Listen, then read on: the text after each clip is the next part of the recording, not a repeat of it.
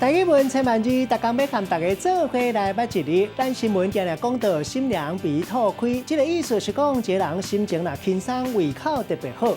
今日要甲大家小解这一日，咱同齐来看到，这就是鼻，它保医鼻第5条。鼻是咱人5脏之一，咱讲是鼻脏。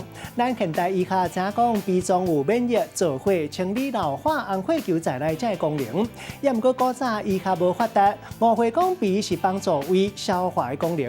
所以常常甲鼻甲胃同齐讲，咱讲是鼻吐，嘛当讲是鼻胃。另外嘛当讲是有消化器官，或者是讲有胃口。胃口开，咱讲是开鼻胃。另外鼻吐是形容水吐，水吐若未合，咱过去讲是鼻吐未合。这里有时阵会读送气音，读做脾，像咱讲脾气。咱即马讲脾气的意思，就是一个人的个性或者是性格。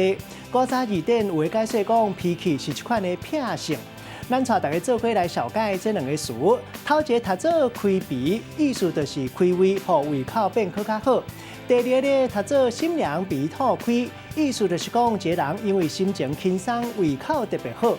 咱用一句话来举例，甲这2个咧合做伙。